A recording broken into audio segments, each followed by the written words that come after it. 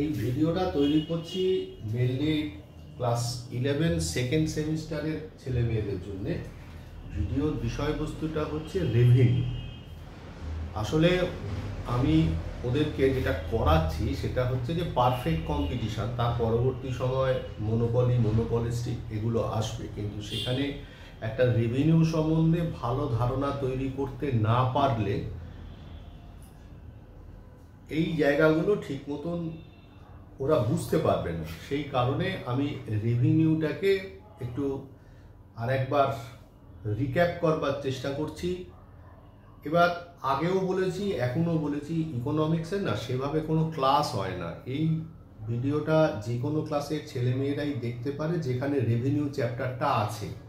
তার কারণ class wise কী হবে, ডিসকাশনের ডেপথটা বাড়বে, সেখানে ম্যাথামেটিক্যাল জায়গাগুলো বেশি ইউজ হবে, ছবি বেশি ইউজ হবে। তো যাই হোক, 11-12 এটাও নেহাত কম বড় ক্লাস নয়। এখান থেকেই আমরা ছোট ছোট করে ম্যাথামেটিক্সের ছোঁয়া, তারপরে ডেরিভেশন, এগুলো নেওয়ার চেষ্টা করব। তো যাই হোক, আমরা শুরু করি। সেটা হচ্ছে কি, যে পূর্ণাঙ্গ প্রতিযোগিতার বাজারে আমাদের যেটা মেন বৈশিষ্ট্য ছিল, যে বাজারে আমরা যেটা দেখেছিলাম যে দামটা স্থির থাকে আর প্রত্যেকে সমজাতীয় দ্রব্য বিক্রি করে। তাহলে আমরা যদি এখান থেকে তিনটে জিনিসকে ভাববার চেষ্টা করি, মোট আয়। তো আমরা মোট আয় কি করে পেতে পারি? আমরা মোট আয়টা পেতে পারি টোটাল রেভিনিউ, মানে মোট আয়। টোটাল রেভিনিউ মানেই হচ্ছে মোট আয়। তো প্রাইসকে যদি কোয়ান্টিটি দিয়ে গুণ করি তাহলে আমরা মোট আয় পাবো। ধরা যাক আমি বাজারে 100 একক দ্রব্য বিক্রি করবো, এক একটা দাম হচ্ছে 10 টাকা, তাহলে মোট কত পাবো? 1000 টাকা। তাহলে গড়ে কত পাবো? টোটাল রেভিনিউকে যদি কোয়ান্টিটি দিয়ে ডিভাইড করি তাহলে আমরা পাবো হচ্ছে গড় আয়। তাহলে টোটাল রেভিনিউর জায়গায় প্রাইস ইন্টু কোয়ান্টিটি বসাবো, কিউ কিউ কেটে যাবে, তাহলে আসবে হচ্ছে পি। তাহলে অ্যাভারেজ রেভিনিউ আর পি হচ্ছে সমান। এবারে ধরা যাক আমি 10টা দ্রব্য বিক্রি করে পেয়েছি 50 টাকা, 11টা দ্রব্য বিক্রি করেছি পেয়েছি 55 টাকা।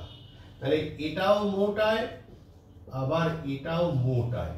তাহলে অতিরিক্ত কতগুলো দ্রব্য বিক্রি করেছি? অতিরিক্ত দ্রব্য বিক্রি করেছি 11 মাইনাস 10 মানে 1। অতিরিক্ত কত টাকা পেয়েছি? 55 মাইনাস 50 মানে হচ্ছে 5। তাহলে আমরা জিনিসটাকে এইভাবে ডিসকাস করতে পারি, নিউমেরিক্যালি। আমাদের কাছে কিন্তু কোনো ব্যাপারই নয় যে এই মোট আয়, তারপরে গড় আয়, তারপরে প্রান্তিক রেভিনিউ প্রান্তিক আয়, এগুলোকে বার করবার। সমস্যা তৈরি হবে কখন? যখন আমরা ছবি ডিরাইভ করব, ছবি আঁকবার চেষ্টা করব, বা একটু ম্যাথামেটিক্যাল এক্সাম্পল নেওয়ার চেষ্টা করব, সমস্যাগুলো তখনই তৈরি হবে। তো যাই হোক, কোনো সমস্যা নয়, সলভ করতে হবে। তো ব্যাপারটাকে একটা প্রথমে টেবিলের মাধ্যমে দেখা যায়। এগুলো খাতায় নোট করিস, তোদের খুব সুবিধে হবে। তো যাই হোক,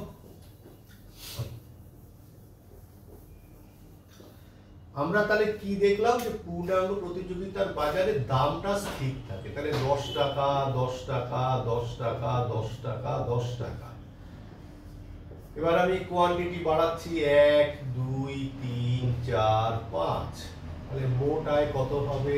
মোট আয় হবে total revenue price into quantity, 10 টাকা, 10 দুগুণে 20 টাকা, 10 তিন 30 টাকা, 40 টাকা, 50 টাকা। এবারে লক্ষ্য করে দেখ, গড় আয় কি করে বার করব?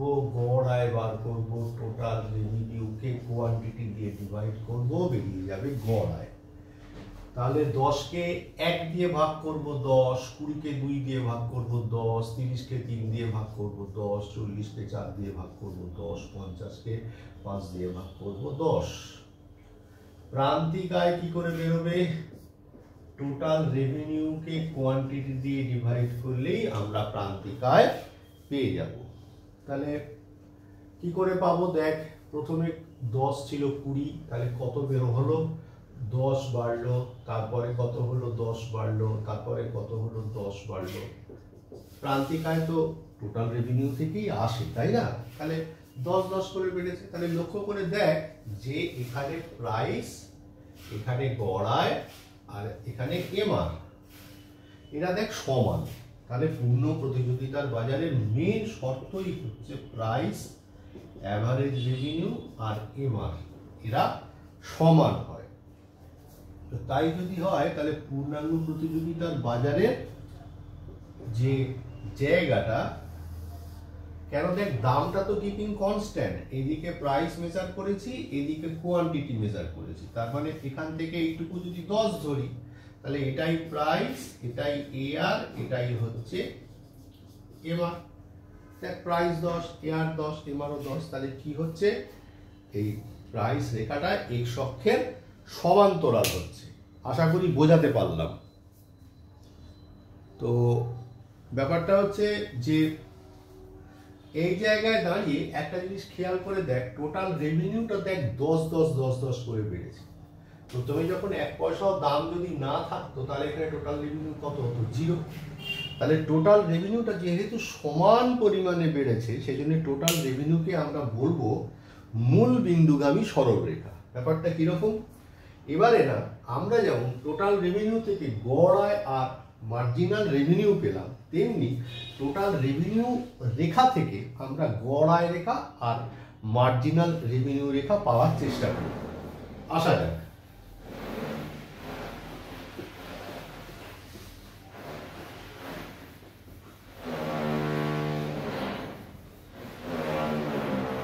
চলে এখানে হেডিং করলাম যে টিআর রেখা থেকে গড় আয় ও এমআর অঙ্কন। একটা টোটাল রেভিনিউটা কিরকম দেখতে হবে? প্রথমে 0 ছিল, এদিকে টিআর মেজার করেছি, এদিকে কোয়ান্টিটি মেজার করেছি, তাহলে একটা টিআর রেখা এরকম মূল বিন্দুগামী সরলরেখা হবে। এরকম ভাবে বাড়তে থেকেছে, এই বাড়তে থেকেছে, এই হচ্ছে একটা টিআর রেখা, তাই না? এই একটা টিআর রেখা তৈরি হচ্ছে এই সমস্ত জায়গাগুলোতে। আমরা এবার কি দেখবো? ধর এটা একটা মূল বিন্দু ও দিয়ে চিহ্নিত করব, এটা এ, এটা বি, এটা সি, এটা ডি, এটা ই, এটা এফ, আর দরকার নেই। তো যখন তুই এ বিন্দুতে যখন তুই রয়েছিস তখন তুই কি করবি? তুই গড় আয় পরিমাপ করবি। তা গড় আয় লিখবি যে এক এ পয়েন্ট গড় আয়, তাহলে কি হবে? টোটাল রেভিনিউ বাই কোয়ান্টিটি, তার মানে কি এবি বাই ওবি, মানে এ ও বি কোণের মান, মানে লম্ব বাই ভূমি। তাহলে আমরা মাধ্যমিকে পড়েছি লম্ব বাই ভূমি মানে কি? tan θ 1। যখন তুই সি বিন্দুতে পরিমাপ করবি তখন গড় আয় কি হবে? সিডি বাই ওডি। এই একটা কোণটা শুধু একটাই, তার মানে কোণের মানের কোনো পরিবর্তন হচ্ছে না। যেহেতু কোণের মানের কোনো পরিবর্তন হচ্ছে না, সেই জন্য গড় আয়েরও কোনো পরিবর্তন হচ্ছে না। আর তুই যদি মনে করিস যে এখানে পরিবর্তন কতটুকু হচ্ছে, তুই লক্ষ্য করে দেখ, এখানেও যা কোণ তৈরি করছে এখানেও সেম কোণ তৈরি করছে, তার মানে অতিরিক্ত যে জায়গাটা তৈরি হচ্ছে সেটাও কিপিং কনস্ট্যান্ট থাকছে। তার মানে এখান থেকে গড় আয় এবং প্রান্তিক আয়কে ভাবতে চাস তাহলে কি হবে? এরা সমান হবে, এদের কোনো চেঞ্জেস আসবে না। এই জন্যে এআর আর এমআর এক্স অক্ষের সমান্তরাল হবে এবং এরা দুজনে ইকুয়াল হবে। এইভাবেই আমরা টিআর রেখা থেকে এমআর রেখা টানতে পারি। আমাদের কিন্তু পূর্ণাঙ্গ প্রতিযোগিতার বাজারে এই এআর এমআরটা খুব মানে বড় ইম্পর্টেন্ট জায়গা, আবার রেভিনিউ ইম্পর্টেন্ট জায়গা।